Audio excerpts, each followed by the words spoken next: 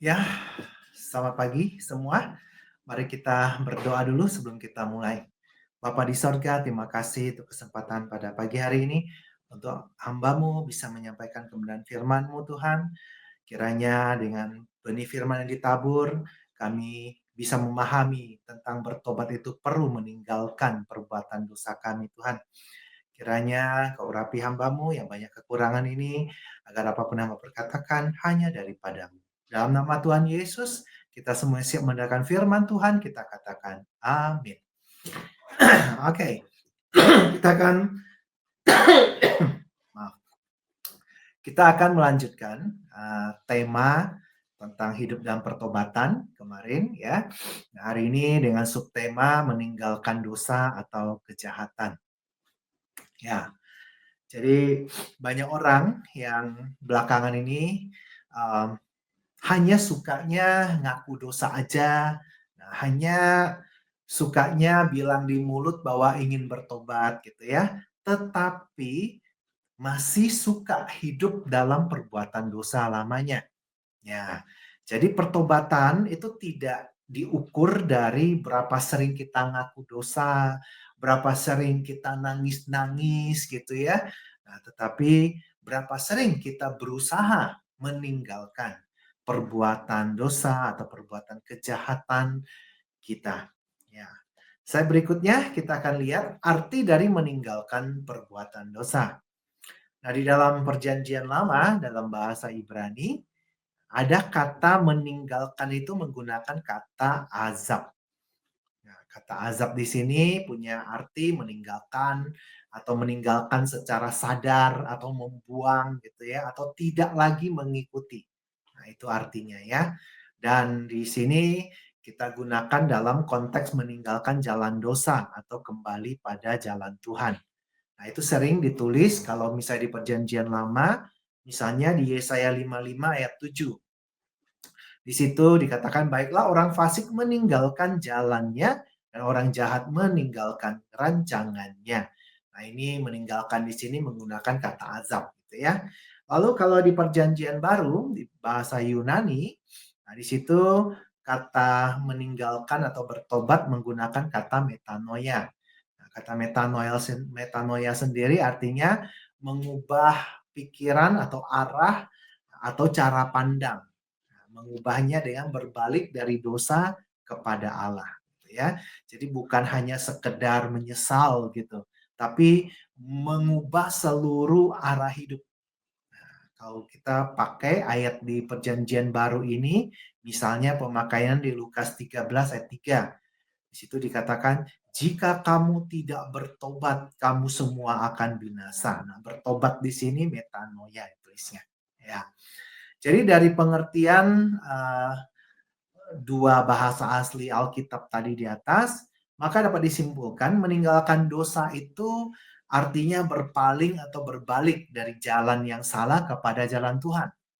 Dengan memperbaharui cara berpikir sesuai dengan firman Tuhan. Ini sama dengan ayat firman di Roma 12 ayat 2. Dikatakan jangan kamu menjadi serupa dengan dunia ini tetapi berubahlah oleh pembaharuan budimu sehingga kamu dapat membedakan mana kehendak Allah, apa yang baik, yang berkenan kepada Allah dan yang sempurna. Next slide. Nah, kita lihat bahwa perbuatan yang tidak sesuai dengan keinginan Tuhan itu sering disebut dengan perbuatan daging. Ya, perbuatan daging yang di Galatia 5 ayat 19 sampai 21. Nah, inilah perbuatan-perbuatan yang harus ditinggalkan. Nah, gitu ya. Di dalamnya ada percabulan, kecemaran, hawa nafsu, penyembahan berhala, sihir, perseteruan, perselisihan, iri hati, amarah, kepentingan diri sendiri, percideraan, roh pemecah, kedengkian, kemabukan, pesta pora, dan sebagainya. Terhadap semua ini kuperingatkan kamu, seperti yang telah kubuat dahulu, bahwa barang siapa melakukan hal-hal demikian, tidak akan mendapat bagian dalam kerajaan Allah.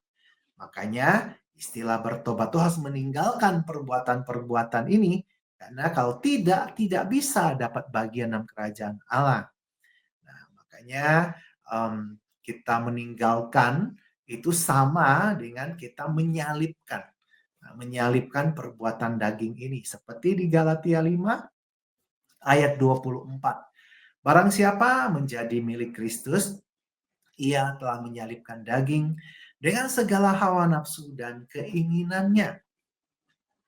Nah, perbuatan-perbuatan daging ini pernah juga dilakukan oleh bangsa Israel yang katanya sudah dibaptis, sudah makan makanan dan minuman rohani, yaitu firman Tuhan, firman Kristus gitu ya.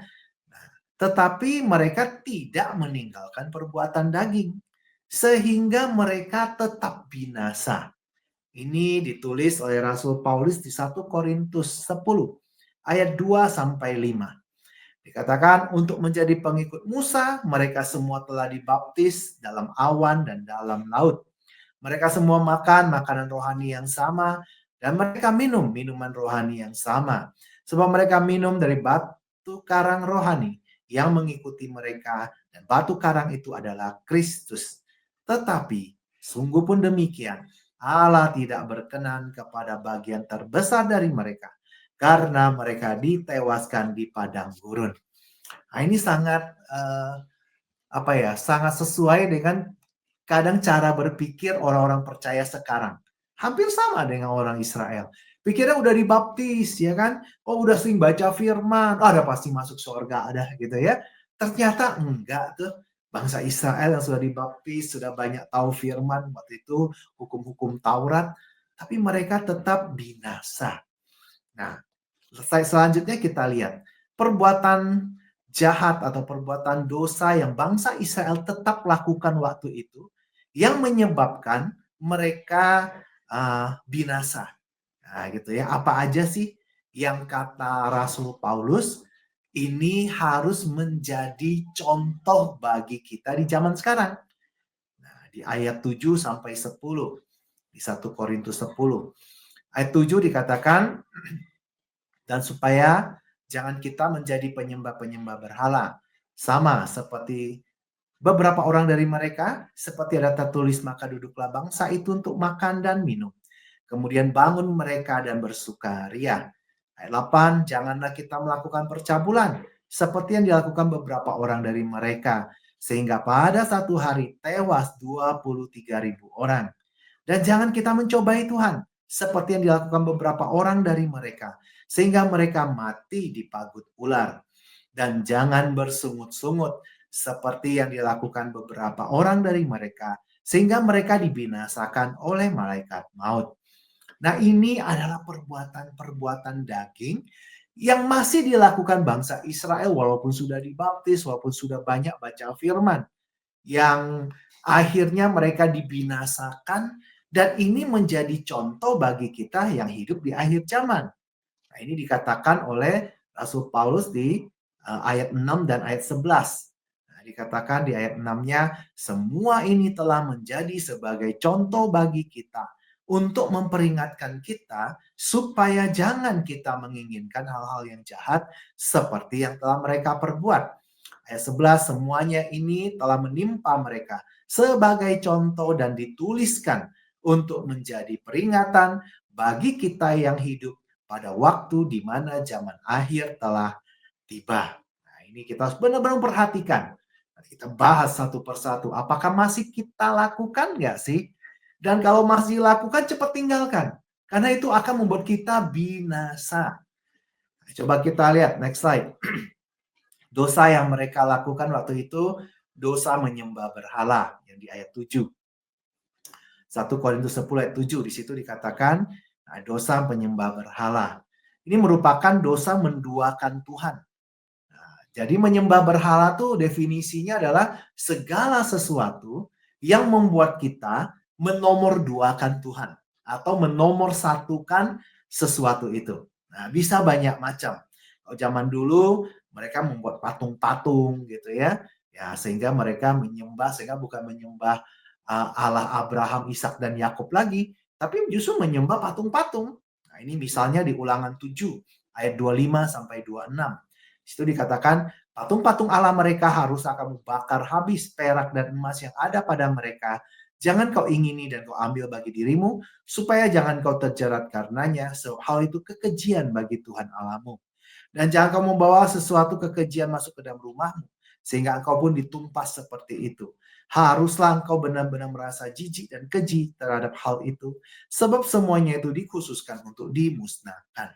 Ternyata Tuhan menyebut berhala itu sesuatu yang keji, ya, kekejian. Dalam bahasa Ibraninya toebah, artinya menjijikkan dan sangat dibenci. Artinya begitu ya. Ini kenapa dianggapnya keji atau dibenci Tuhan? Karena melanggar hukum Allah. Hukum Allah dihukum 10 perintah Allah. Nah, khususnya di Keluaran 20 ayat 3 sampai 5. Nah, di situ dikatakan ayat 3-nya, jangan ada padamu Allah lain di hadapanku. Jangan membuat bagimu patung yang menyerupai apapun yang ada di atas langit, atau di bawah bumi, atau yang di dalam air. Dan jangan menyembah kepadanya atau beribadah kepadanya. Sebab aku Tuhan Allahmu adalah Allah yang cemburu, yang membalaskan kesalahan bapa kepada anak-anaknya, kepada keturunan yang ketiga dan keempat, dari orang-orang yang membenci aku. Dalam Alkitab, berhala selalu memakan korban. Nah, memakan korban keturunan biasanya. Karena iblis ingin meminta penyembahnya itu untuk rela mengorbankan keturunannya. Nah, jadi di contoh misalnya di Yeremia 32 ayat 35. Itu dikatakan mereka mendirikan bukit-bukit pengorbanan untuk Baal di lembah Ben Hinnom untuk mempersembahkan anak-anak lelaki, anak-anak perempuan mereka kepada Molok sebagai korban dalam api. Sekalipun aku tidak pernah memerintahkannya kepada mereka, sekalipun hal itu tidak pernah timbul dalam hatiku, yakni hal melakukan kejijikan ini, sehingga Yehuda tergelincir ke dalam dosa. Zaman dulu berhala-berhala selalu menuntut pengorbanan darah, khususnya yang dikasihi. Jadi misalnya kalau Dewa Molok itu di depannya tuh ada kayak tungku api gede gitu ya, yang nyala apinya besar. Lalu bagi orang yang ingin doanya terkabulkan apapun permintaannya, syaratnya dia harus memasukkan mungkin anak paling dikasihinya itu dilempar ke dalam tungku itu dan melihatnya sampai mati. Makanya itu jadi kekejian bagi Tuhan. Jahat sekali gitu ya.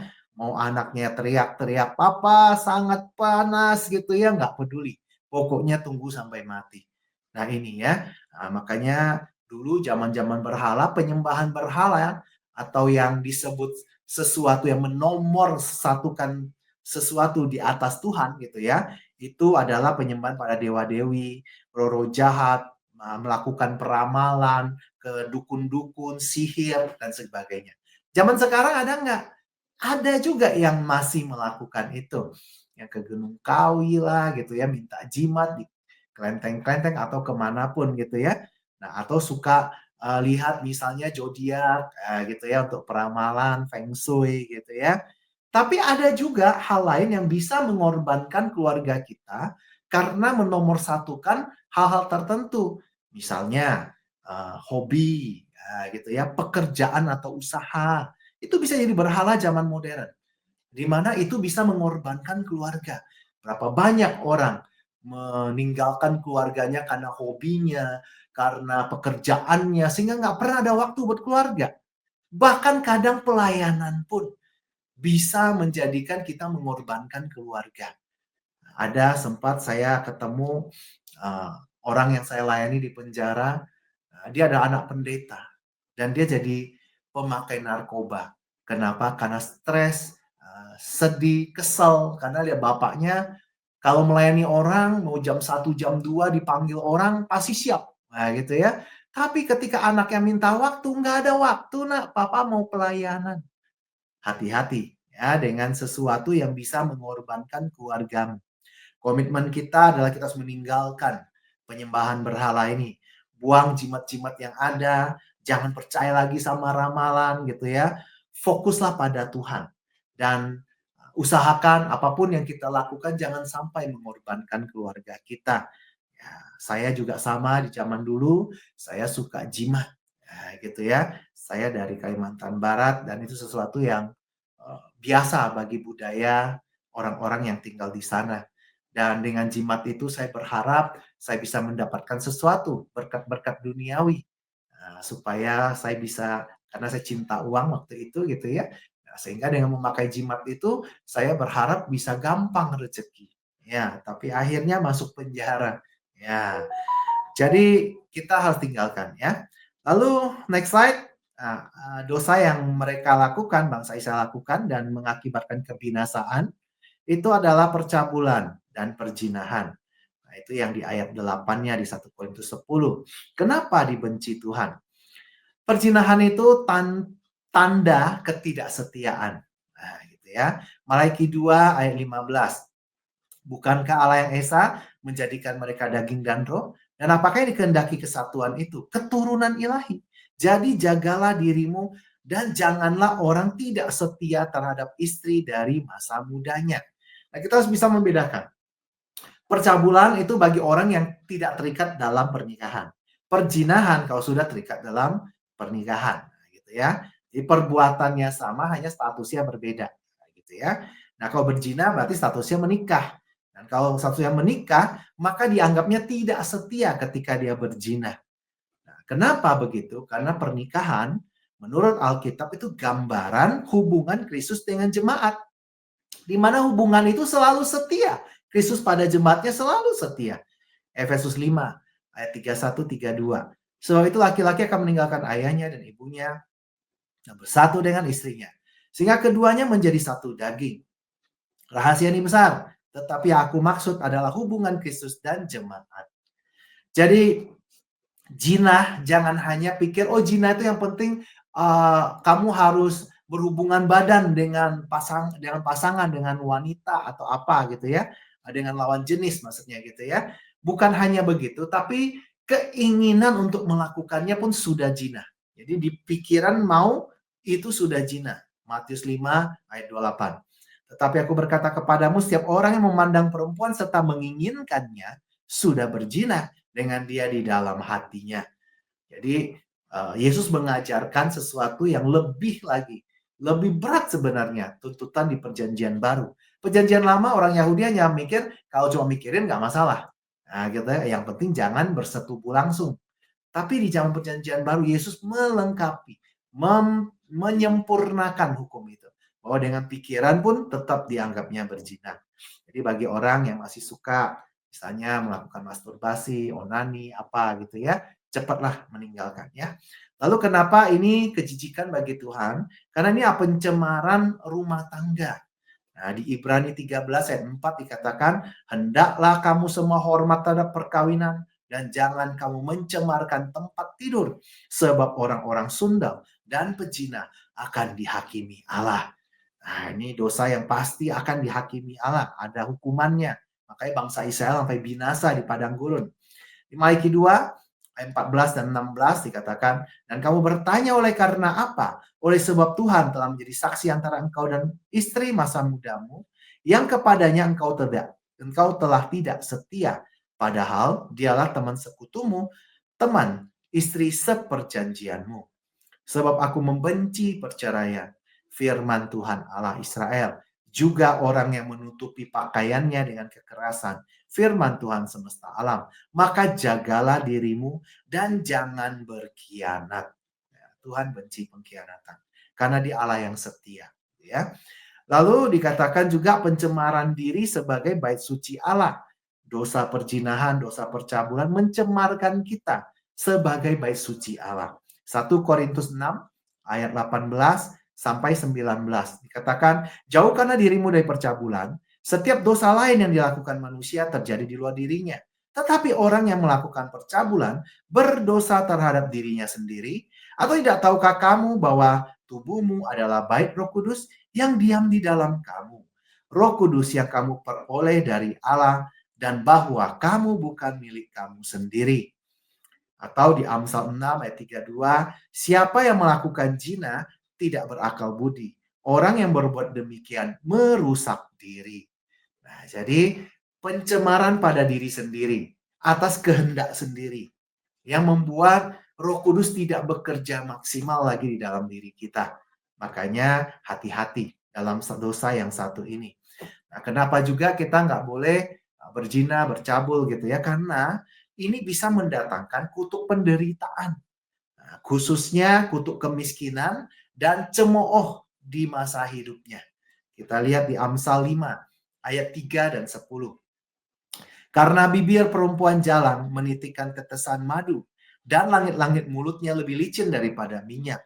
Supaya orang lain jangan mengenyangkan diri dengan kekayaanmu, dan hasil usaha payahmu jangan masuk ke rumah orang yang tidak dikenal. Jadi harta kekayaan ketika kita berzina dengan yang bukan pasangan kita, harta kita akan hilang. Nah, ini sama dengan di Amsal 6 ayat 29 dan ayat 31 sampai 33. Di situ dikatakan, demikian juga orang yang menghampiri istri sesamanya, tiada seorang pun yang menjamahnya akan luput dari hukuman. Ayat 31, dan kalau dia tertangkap, haruslah dia membayar kembali 7 kali lipat segenap harta isi rumahnya harus diserahkan. Siapa yang melakukan zina tidak berakal budi, orang yang berbuat demikian merusak diri, siksa dan cemooh diperolehnya, malunya tidak terhapuskan. Nah, ini kutuk kemiskinan, bahwa segenap isi harta rumahnya akan diserahkan. Nah, gitu ya, kutuk kemiskinan. Dan juga cemooh dan siksa akan diperolehnya, malunya tak terhapuskan. Nah, ini luar biasa ya. Jangan coba-coba jenis yang ini gitu ya. Ya, makanya dulu saya pun pernah mengalami ini sebelum bertobat, tukang zina, bahkan tukang aborsi gitu ya. Ketika melakukan itu benar-benar walaupun saya punya gelar duniawi, gelar pendidikan, gelar akademi yang banyak gitu ya, dan kerja di perusahaan-perusahaan yang besar gitu ya. Tapi ketika saya melakukan ini, padahal ahli di bidang keuangan, selalu saya melakukan usaha apapun tidak berhasil. Bangkrut aja. Habis saja, aneh bagi saya. Padahal itu bidangnya saya, ahlinya di situ. Kok bisa nggak berhasil? Nah, ternyata karena perzinahan itu. Ya. Lalu kalau masih aja tetap melakukan dosa ini, maka di masa kematian tidak diterima sorga. Tadi adalah sesuatu penderitaan yang kita terima waktu masih hidup. Nah, kalau sudah mati, ada juga hukumannya. Nah, makanya di 1 Korintus 6 ayat 9 dikatakan, atau tidak tahukah kamu bahwa orang-orang yang tidak adil tidak akan mendapat bagian dalam kerajaan Allah. Jangan sesat. Nah, orang cabul, penyembah berhala, orang berzina, banci, pemburik. Nah, ini semua tidak akan mendapatkan bagian dalam kerajaan Allah. Nah, makanya hubungan seksual yang tidak benar, termasuk LGBT dan lain-lain ya, nggak bakal bisa diterima di sorga. Bahkan Wahyu 22 ayat 15, di situ dijelas dikatakan, tetapi anjing-anjing, tukang-tukang sihir, orang-orang sundal, orang-orang pembunuh, penyembah-penyembah berhala, dan setiap orang yang mencintai dusta dan yang melakukannya tinggal di luar. Ini di luar langit bumi baru gitu ya. Dalam kerajaan surga tuh nggak bisa diterima, tinggalnya di luar. Nah, lalu dikatakan tindakan meninggalkan itu berarti kita harus segera meninggalkan pasangan yang bukan pasangan kita, yang belum legal, misalnya kalau bagi belum menikah gitu ya, kumpul kebo, nggak menikah gitu ya, jangan ya, tinggalkan atau resmikan aja, jadikan pasangan yang resmi dengan upacara pernikahan yang benar, nah, gitu ya. Dan kalau itu ada bukan pasanganmu tapi pasangan orang lain, cepat-cepat tinggalkan, akui dosamu gitu ya, supaya hidupmu bisa dipulihkan, supaya kutuk penderitaan menjauh dan kita dikenal Tuhan ketika kita mati. Jangan sampai kita dibilang enyalah kau pembuat kejahatan. Ya, hati-hati ya. Buang pikiran-pikiran kotor dan semua akses untuk bisa melakukan percabulan. Nah, gitu ya. Jadi dulu saya karena suka menyimpan misalnya video-video porno gitu ya, punya tempat penyimpanan ribuan video gitu ya. Nah, ketika mau meninggalkan, saya komitmen apapun yang saya tahu tentang itu saya hapus supaya nggak bisa saya cari lagi. Nah, jadi harus ada tindakan konkret meninggalkan itu ya. Next slide. Nah, kita lihat dosa mencobai Tuhan. Nah, di sini yang di ayat 9 dikatakan mencobai Tuhan. Mencobai Tuhan itu artinya gini, meminta Tuhan melakukan sesuatu atau menyetujui atau memberkati sesuatu yang dia larang. Ya, yang merupakan pelanggaran pada perintahnya sendiri. Ya, jadi kayak gini, kita melakukan perbuatan yang Tuhan larang, tapi kita ajak-ajak Tuhan menyetujui gitu. Nah, kira-kira ada nggak yang begitu ya? Ada dan sering kita lakukan, bahkan zaman sekarang masih banyak. Nah, contohnya misalnya, kita bilang kita percaya Tuhan, tapi juga percaya peramal. Dan bahkan ketika kita mau berjalan menuju lokasi peramalnya misalnya ya, kita doa dulu, Tuhan berkati perjalanan saya. Nah itu kira-kira ya, hal-hal yang sering kita lakukan. Nah gitu, makanya harus hati-hati. Atau misalnya yang punya usaha ilegal. Nah, punya usaha ilegal yang dilarang Tuhan, bahkan dilarang oleh pemerintah gitu ya. Nah, tapi kita berdoa, Tuhan berkati usaha saya gitu ya. Bahkan hasil usahanya kita jadikan persembahan buat nyogok Tuhan. Nih Tuhan persembahan saya, berkati saya berlimpah-limpah gitu ya. Padahal udah tahu itu hasil sesuatu yang kotor. Nah, ini tentang mencobai Tuhan. Kan persembahan pada Tuhan tuh harusnya sesuatu yang bersih, yang suci. Sama zaman perjanjian lama, persembahan misalnya domba atau apa harus yang tak bercacat gitu ya. Nah, kita juga sama memberikan persembahan harus yang bersih gitu. Atau misalnya kita minta Tuhan mengampuni kita, tapi kita nggak mau ngampuni orang lain. Seperti kalau kita lagi doa Bapak kami, seperti kami pun mengampuni kesalahan orang lain pada kita gitu ya. Kita bilang kita udah ngampunin padahal belum. Lagi doa sama Tuhan. Itu mencobai Tuhan. Ya, hati-hati ya. Makanya misalnya kita juga berdoa, Tuhan berkati kesehatan tubuhku, pulihkan kesehatanku, tapi hobinya merusak tubuhnya. Nah, dengan narkoba, rokok, atau apapun. Makanan berlebih gitu ya. Nah, sehingga merusak tubuhnya, tapi minta Tuhan berkati. Bisa nggak sih? Itu mencobai Tuhan. Ya. Makanya bangsa Israel ini melakukannya dan dimurkai oleh Tuhan. Makanya sering diingatkan seperti di Ibrani 3 ayat 8 sampai 11. Katakan jangan keraskan hatimu seperti kegeraman yang waktu pencobaan di padang gurun. Di mana moyang nenek moyang mencobai aku dengan jalan memuji aku. Sekalipun mereka telah melihat perbuatan-perbuatanku 40 tahun lamanya. Itulah sebabnya aku murka pada angkatan ini yang berkata, selalu mereka sesat hati, mereka tidak mengenal jalanku. Sehingga aku bersumpah dalam murkaku, mereka tak akan masuk dalam perhentianku. Jadi mereka tuh keras kepala padahal 40 tahun melihat apa Tuhan menampakkan dirinya dalam bentuk awan, dalam bentuk tiang api, kasih makan dari langit itu mana sama burung-burung puyuh gitu ya. Tapi masih aja itu melakukan hal-hal yang dilarang gitu ya. Makanya mencobai Tuhan itu pasti dihukum. Nah, jangan sampai kita ikut terlibat di dalam dosa mencobai Tuhan. Terlibat tuh maksudnya gimana? Kayak saya misalnya hamba Tuhan, terus ada yang datang, misalnya pasangan yang tidak resmi, masih ada terikat dengan pernikahan dengan yang lain gitu ya, minta dikawinkan, diteguhkan pernikahannya. Harus cek dulu, bener nggak gitu ya. Kalau nggak main sembarang, oh saya nikahkan kalian. Hati-hati. Yang menumpangkan tangan itu bisa terlibat dalam dosa mereka. Ini ada ayatnya di 1 Timotius 5 ayat 22. Di situ dikatakan, jangan kau terburu-buru menumpangkan tangan atas seseorang dan jangan terbawa-bawa ke dalam dosa orang lain. Jagalah kemurnian dirimu. Dulu saya pernah di awal pelayanan saya ya masih kurang pengalaman. Nah, gitu ya. Nah, jadi saya dulu suka bikin camp pria sejati. Nah, kebetulan yang hadir itu ada seorang orang pelayanan juga, dia punya apa kayak panti untuk pemulihan orang-orang yang stres, orang-orang sakit jiwa.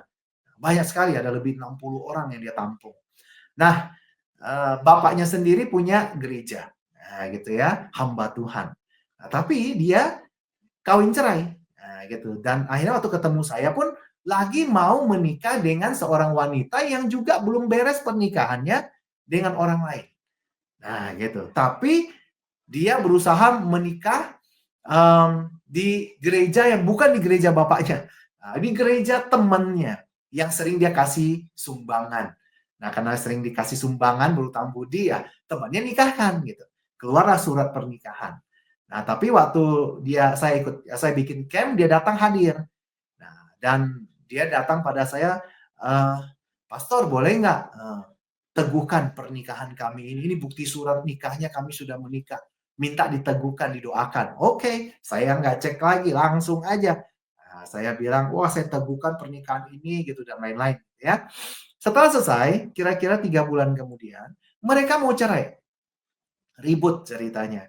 Dan akhirnya yang satu bilangnya pernikahan yang nggak sah. Nah, yang satu bilang udah sah. Nah, yang bilang sah ini bilang, wah kita sampai udah diteguhkan loh sampai pembicara pria sejati setuju katanya gitu kan. Nah, dengan bukti ada surat kawin dan lain-lain. Yang satu enggak, waktu saya kawin, kita masa kawinnya dadakan, nggak dikasih tahu apa hari apa, saya cuma diajak jalan-jalan ke Semarang, langsung di sana ada pernikahan, nggak ada orang tua, nggak ada yang liatin katanya gitu. Ini pernikahan macam apa katanya? Saya ditipu katanya gitu. Itu sampai akhirnya ke ranah pelaporan ke pihak polisi. Nah, disitulah akhirnya saya juga terpaksa dipanggil jadi saksi. Wah, saya benar-benar kaget ketika saya tahu mereka berdua ternyata menikah dengan cara demikian. Nah, itu pengalaman ya. Saya sebagai hamba Tuhan pun karena di awal-awal belum pengalaman, kurang hikmat gitu ya, hampir terlibat gitu ya dalam dosa mereka. Nah, ketika saya dipanggil saksi, saya langsung bilang, oh kasus yang seperti itu ini tidak sah pernikahannya. Nah, gitu ya. Jadi kita harus menyatakan mana yang benar, mana yang enggak. Lalu next slide, dosa berikutnya persungutan. Persungutan, bersungut tuh bisa berarti gini, mengeluh, memberontak, tidak bersyukur, tidak mengakui kedaulatan Tuhan atas semua yang kita sedang alami. Nah, gitu ya, kalau kita lagi menderita, misalnya ada penderitaan penyakit kah, atau masalah pekerjaan kah, kita bersungut, Tuhan nih nggak tahu cara ngatur hidup saya nih. Nah, gitu ya. Atau kita nih demo terhadap Tuhan. Hati-hati, di Bilangan 11 ayat 1 ini ada contohnya. Pada satu kali bangsa itu bersungut-sungut di hadapan Tuhan tentang nasib buruk mereka. Dan ketika Tuhan mendengarnya, bangkitlah murkanya. Kemudian menyalalah api Tuhan di antara mereka dan merajalela di tepi tempat perkemahan. Nah, ini kalau orang menyalahkan Tuhan untuk apa yang sedang dia alami. Kadang banyak kejadian-kejadian, masalah-masalah yang timbul bukan karena kehendak Tuhan, tapi karena pilihan hidup kita yang sama. Sehingga kita mengalami tabur tuainya. Nah, tapi karena kita yang salah milih, tapi kita menyalahkan Tuhan. Nah, gitu ya. Hati-hati. Karena menyalahkan Tuhan itu berarti kita menempatkan diri kita sebagai lawannya Tuhan. Nah, makanya lawan bersungut itu adalah bersyukur. Nah, bersyukur itu artinya kita mengakui yang kita alami masih dalam kendalinya Tuhan. Masih seizin Tuhan dan Tuhan akan memulihkan segala sesuatu. Nah, gitu ya. Mungkin bisa juga bentuknya itu lagi ujian. Ujiannya Tuhan, seperti responnya Ayub. Ketika menghadapi ujian yang berat. Dia nggak bersungut, nggak menyalahkan Tuhan. Ayub 2 ayat 10. Dikatakan, tetapi jawab Ayub kepadanya. Engkau berbicara seperti perempuan gila. Ini terhadap istrinya yang bersungut gitu ya. Nah, apakah kita mau menerima yang baik dari Allah, tetapi tidak mau menerima yang buruk? Dalam kesemuanya itu, Ayub tidak berbuat dosa dengan bibirnya. Nah, ini respon Ayub bagus. Bahkan istrinya aja udah nyumpain dia gitu ya, bahwa Allahmu tuh nggak jelas gitu ya. Tapi dia responnya tetap baik. Atau misalnya responnya Sadrak, Mesak, Abednego. Di Daniel 3 ayat 16-18. Itu dikatakan lalu Sadrak, Mesak, Abednego menjawab Raja Nebukadnezar. Tiada gunanya kami memberi jawab pada Tuanku dalam hal ini. Jika Allah kami yang kami puja sanggup melepaskan kami, maka dia akan melepaskan kami dari perapian yang menyala-nyala itu. Dan dari dalam tanganmu ya Raja. Tetapi seandainya tidak, hendaklah Tuanku mengetahui ya Raja, bahwa kami tidak akan memuja dewa Tuanku dan tidak akan menyembah patung emas yang Tuanku dirikan itu. Nah, ini respon luar biasa. Kalau Allah mau menyelamatkan, Tuhan pasti menyelamatkan. Tapi kalaupun tidak, saya tetap setia bahwa ini udah seizin Tuhan. Itu luar biasa iman seperti itu. Nah, kita begitu nggak ketika menghadapi kesusahan, penderitaan gitu ya. Alkitab mau selalu kita bersyukur selalu. 1 Tesalonika 5:18. Mengucap syukurlah dalam segala hal, sebab itu yang dikehendaki Allah di dalam Kristus Yesus bagi kamu. Kehendak Allah adalah kita selalu mengucap syukur dalam segala hal. ya. Bersyukur itu karena kita tahu Tuhan selalu bekerja dalam segala sesuatu yang kita alami untuk mendatangkan kebaikan bagi kita. Seperti di Roma 8:28, kita tahu sekarang bahwa Allah turut bekerja dalam segala sesuatu untuk mendatangkan kebaikan bagi mereka yang mengasihi Dia, yaitu bagi mereka yang terpanggil sesuai dengan rencana Allah. Nah, di sini dikatakan kita tahu sekarang, berarti udah lewatin, baru kita tak sadar. Dalam masalah kita belum lewatin akhirnya. Jadi jangan bersungut. Kita tunggu sampai akhirnya baru kita tahu. Nah, ini hal yang saya alami ketika saya masuk penjara, hukuman 8 tahun itu. Awal masuknya masalah menyalahkan Tuhan. Nah, gitu ya. Padahal itu karena kesalahan saya sendiri yang cinta uang gitu ya. Tapi tetap aja menyalahkan Tuhan. Tapi ketika saya sudah keluar dari penjara dan saya bertobat gitu ya, saya baru tahu, oh ternyata ini bagian rencana Tuhan. Orang yang keras hati seperti saya yang cinta uang mati ini, yang selalu menyembah berhala, berzina, memang harus lewatin sesuatu yang berat untuk menyadarkan saya. Kalau tidak ada yang berat yang tidak saya sampai angkat tangan, maka saya tetap akan keras hati. Jadi masuk penjara itu bagus bagi saya, supaya saya mengenal ketetapan-ketetapan Tuhan. Nah, seperti di Mazmur 119 ayat 71. Dikatakan bahwa aku tertindas itu baik bagiku, supaya aku belajar ketetapan-ketetapanmu. Sekarang saya selalu bersaksi, menceritakanmu. Masuk penjara waktu itu saya sangat baik bagi saya. Sehingga bisa mengubah hidup saya seperti sekarang ini. Ya, jadi tidak semuanya adalah tidak baik. Ya. Lalu di slide selanjutnya, slide terakhir, sini dikatakan usaha meninggalkan perbuatan dosa itu hanya mungkin dilakukan bila pertama ada bantuan Roh Kudus yang menginsafkan dan membimbing pada kebenaran. Yohanes 16 ayat 8 dan 9. Dan kalau ia datang, dia akan menginsafkan dunia akan dosa, kebenaran, dan penghakiman. Akan dosa karena mereka tidak percaya kepadaku. Jadi kenapa Roh Kudus itu diberikan pada kita sebagai penolong dari Tuhan? Karena tidak ada manusia yang mampu menolong dirinya sendiri atau mampu meninggalkan perbuatan dosa tanpa dibantu Tuhan. Nah, karena kita sudah terikat dengan dosa gitu ya. Sifat-sifat dosa sudah di dalam kita sehingga cenderung melakukan kejahatan, sehingga perlu bantuan dari dalam. Nah, makanya di Yohanes 16 ayat 13 dikatakan, tetapi apabila dia datang adalah Roh kebenaran, dia akan memimpin kamu ke dalam seluruh kebenaran. Sebab ia tidak berkata-kata daripada dirinya sendiri, tetapi segala sesuatu didengarnya itulah yang dikatakannya. Dan ia akan memberitakan kepadamu hal-hal yang akan datang. Nah, jadi Roh Kudus tuh bisa memimpin kita pada hal-hal yang benar, bukan hanya baik ya, tapi benar gitu ya. Dan juga bisa juga menghalangi kita ketika mau berbuat jahat. Nah, ini ada contoh yang sangat nyata dalam hidup saya sendiri gitu ya. Nah, contohnya misalnya dulu waktu saya lagi udah ada setelah camp pria sejati gitu ya, berjanji mau bertobat. Nah, hal yang paling susah yang saya tinggalkan adalah perbuatan cabul. Nah, gitu ya, suka nonton pornografi gitu ya. Nah, jadi waktu saya berdoa, saya ketika lagi pengen nih melakukan gitu ya, saya berdoa sama Tuhan. Saya bilang, Tuhan tolong bantu saya. Jangan sampai saya keinginan untuk melihat pornografi ini terus saja. Nah, setelah doa, saya tetap pengen gitu ya. Dan saya mulai di handphone saya masuk ke situs-situs yang bisa saya nonton. Anehnya, itu handphone kalau lagi WA bisa, masuk situs apapun bisa. Tapi ke situs yang khusus itu nggak mau, selalu koneksinya nggak bagus. Nah, ini bagi saya ini adalah cara-cara Roh Kudus gitu ya, menghalangi.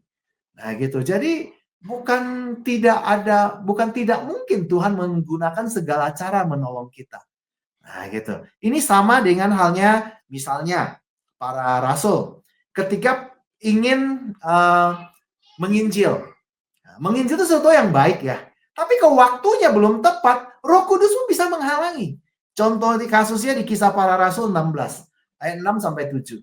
Di situ dikatakan mereka melintasi tanah Frigia dan tanah Galatia karena Roh Kudus mencegah mereka memberitakan Injil di Asia. Nah, setibanya di Misia, mereka coba masuk daerah Bitinia. Tetapi Roh Yesus tidak mengizinkan mereka. Tuh. Padahal tujuannya baik loh. Ya kan? Menginjil loh. Tetap dihalangi karena belum waktunya. Nanti setelah waktunya mereka kembali lagi ke Asia gitu ya. Nah, jadi mereka akhirnya menginjil luar biasa. Nah, tapi waktunya Tuhan. Nah, makanya ketika kita berdoa, kita seperti tadi, jangan bersungut itu ya, kita harus sandarkan diri kita pada waktunya Tuhan. Nah, gitu ya. Doa kadang bisa langsung dijawab, bisa entar gitu ya, bisa langsung ditolak. Nah, gitu ya. Jadi ada beberapa jawaban Tuhan. Dan penolong selain Roh Kudus untuk mampu kita meninggalkan perbuatan jahat ini, yang kedua penolong yang lain adalah makanan penguat rohani, yaitu firman Tuhan. Nah, makanan ini diberikan Tuhan, sudah sekarang tertulis lewat ilham yang diilhamkan bagi 40 penulis, dan semuanya adalah firman-Nya Tuhan. Dan gunanya adalah untuk membantu kita. Di dalam Alkitab, di Yohanes 15 ayat 3 dikatakan, kamu memang sudah bersih dengan firman yang telah kukatakan kepadamu. Jadi firman itu punya kekuatan membersihkan. Nah, gitu ya. Dan di 2 Timotius 3 ayat 16, segala tulisan yang diilhamkan Allah bermanfaat mengajar, menyatakan kesalahan, memperbaiki kelakuan, dan mendidik orang dalam kebenaran. Makanya waktu saya bertobat setelah camp pria sejati itu, selama 3,5 tahun, saya hampir setiap hari baca firman, ikut semua pengajar-pengajar, mau di gereja manapun. Saya nggak lihat sinodenya. Pokoknya ada seminar tentang belajar Alkitab, PA, dan lain-lain, saya datang, hadir. Saya belajar. Karena kalau kita tidak dikasih makanan rohani, jiwa kita nggak kuat mau ngikuti pimpinannya Roh Kudus. Padahal Roh Kudus menolong kita, membimbing kita pada yang benar. Tapi kita nggak peka, atau kita nggak mampu ngikutin bimbingan Roh Kudus. Kenapa? Karena jiwa kita dalam keadaan lemah, nggak kuat, nggak six pack. Kita makan makanan yang sehat, 4 sehat 5 sempurna, supaya badan kita sehat, ya, six pack badannya. Tapi jiwanya juga six pack gitu ya. Nah, makanya kita selalu diarahkan dengan penolong dari Roh Kudus ini supaya kita baca. Nah, jangan sampai kadang mungkin masih ada bisikan-bisikan yang dari setan. Kita pikirnya itu Roh Kudus. Karena kita nggak pernah makan firman, nggak bisa nguji. Ini benar nggak dari Roh Kudus? Karena Roh Kudus pasti akan sesuai dengan Injil. Apapun yang dia inginkan dari kita, nggak mungkin berlawanan dengan Injil. Kita ngeceknya dengan Injil. Nah, gitu ya. Makanya tulisan yang diilhamkan Allah ini sangat penting. Untuk kita baca, kita cerna, renungkan setiap hari. Dan untuk dimengerti. Dan yang terakhir adalah kita harus punya komunitas yang dewasa rohani. Ibrani 10 ayat 25. Janganlah kita menjauhkan diri dari pertemuan-pertemuan ibadah kita seperti biasakan beberapa orang. Tetapi marilah kita saling menasehati dan semakin giat melakukannya menjelang hari Tuhan yang mendekat. Saya setelah bertobat, saya selalu cari komunitas yang sehat. Komunitas pria sejati, komunitas FGP MFI, banyak ya komunitas rohani. Yang penting di situ adalah komunitas yang bisa saling menguatkan, saling membangun, saling mendoakan, saling membantu. Supaya kita bertumbuh dan berbuah. Nah, jangan masuk pada komunitas yang justru membawa keburukan. Nah, gitu makanya pergaulan yang buruk merusak kebiasaan yang baik, kata Alkitab, ya kan? Nah, jangan lagi kembali pada komunitas yang lama kita. Hobi-hobi tertentu yang malah menjerumuskan, misalnya hobi minum, hobi judi gitu ya. Jangan gitu ya. Carilah yang hobinya firman. Nah, itu adalah komunitas yang pasti membantu kita untuk mampu meninggalkan perbuatan-perbuatan dosa. Mari kita gunakan kesempatan yang masih ada ini dengan kita meninggalkan. Caranya kita intim dengan Tuhan lewat pimpinan Roh Kudus, lewat firman-Nya, dan lewat komunitas-komunitas yang sehat. Mari, saudara-saudara, kita berdoa. Bapa di sorga, terima kasih untuk firman yang telah hamba-Mu bawakan, Tuhan. Hamba percaya semua yang mendengarkan firman ini akan meninggalkan perbuatan dosanya, Tuhan. Yang mungkin saat ini masih mengikat. Kiranya Tuhan suci tahirkan, Tuhan pimpin agar kami semua bisa meninggalkan perbuatan kami dan diperbaharui terus-menerus untuk menjadi lebih serupa lagi dengan-Mu, Tuhan. Sehingga hidup kami ada berbuah banyak, Tuhan. Buah yang Kau kenal ketika kami dipanggil nanti. Bahwa kami adalah anak-anak-Mu. Dalam nama Tuhan Yesus, kita semua yang percaya dan telah diberkati firman Tuhan. Kita katakan, amin. Sampai jumpa, Tuhan Yesus berkati.